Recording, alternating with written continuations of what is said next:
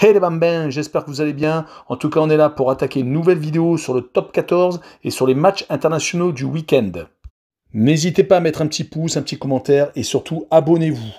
Avant de commencer le classement et les différents pronostics que je vais vous proposer, j'aimerais rendre un petit hommage à mon niveau d'un monsieur du rugby français. Donc monsieur Dominici vient de nous quitter. Repose en paix, je pense que vous me rejoignez tous là-dessus. Attaquons le classement du top 14. Le leader actuellement est La Rochelle avec 30 points. Le deuxième est Toulouse avec 24 points. Clermont est troisième et avec 2 matchs en retard et 23 points. Le Racing également est quatrième avec 23 points et a 8 matchs, donc un match de plus que Clermont. Cinquième le Stade français, sixième Toulon également avec 23 points tous les deux. 13e Brive avec 10 points et 14e Agen avec 2 points. Attaquant les matchs du top 14, il y en a donc 7, il n'y a pas de match reporté à cause du Covid. Le premier match que je vous propose est Castres contre Clermont. Dans les confrontations directes, Castres prend souvent l'avantage. Sur les 6 dernières rencontres, les Castrés ont gagné 4 fois et les Clermontois que 2 fois. Les Clermontois ne gagnant jamais à Castres. Mais les Castrés sont dans une mauvaise période. Sur les 6 derniers matchs, ils ont 1 victoire, 1 nul et 4 défaites, dont 2 à domicile. Clermont, de son côté, vient de s'incliner au Stade Rochelet. Mais avant ça, ils avaient 4 victoires consécutives. Je pense que le match va s'annoncer serré, mais je vois une victoire de Clermont à l'extérieur, des cotes de 1,60 à 1,70. Et je vois un écart de 1 à 12 points pour Clermont avec des cotes de 2,70 à 2,90.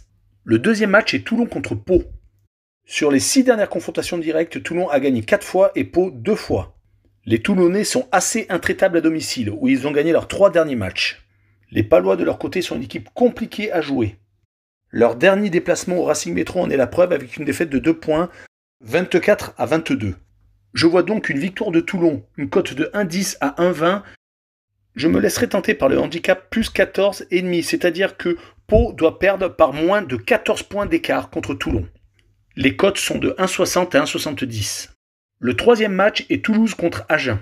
Les Toulousains sont très désavantagés à cause des doublons et à cause de l'équipe de France. De nombreux joueurs sont réquisitionnés. Il est resté sur 2 défaites et 1 nul et vient de s'imposer à la section paloise. La section paloise de son côté est bande dernière du classement et surtout n'a pas encore gagné un seul match. Je vois une victoire du Stade Toulousain de cote de 1,01 à 1,05 avec un handicap de plus 32,5 pour Agen, c'est-à-dire que Agen doit perdre par moins de 32 points d'écart. La cote était entre 1,60 et 1,70. Pour le quatrième match, je vois La Rochelle s'imposer contre Brive, des cotes de 1,05 à 1,10.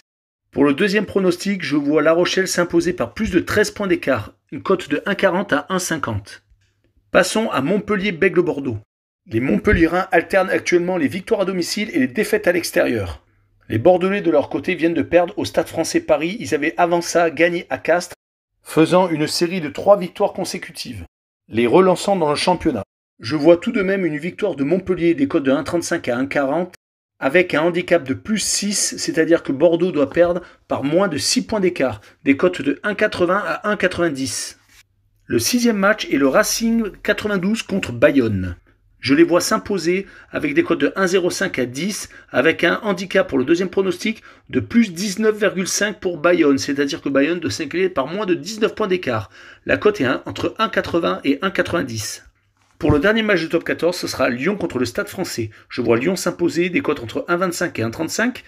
Et le deuxième pronostic a un handicap de plus 9 pour le Stade français. Il doit s'incliner par moins de 9 points d'écart. Une cote entre 1,80 et 1,90. Les 3 matchs internationaux du week-end sont le Pays de Galles contre l'Angleterre. Je vois une victoire de l'Angleterre contre le Pays de Galles avec des cotes de 1,01 à 1,05 et un handicap de plus 16 pour le Pays de Galles. Ils doivent donc perdre par moins de 16 points d'écart, des cotes de 1,80 à 1,90. Le deuxième match, France contre l'Italie. Théoriquement, il ne devrait pas y avoir de problème puisque les Français viennent de s'imposer en Écosse, montrant qu'ils sont vraiment sur la pente montante. Une victoire donc de 1,05 à 1,10 avec un handicap de moins 15 pour la France, c'est-à-dire qu'il faut qu'ils gagnent par plus de 15 points d'écart. 1,80 à 1,90.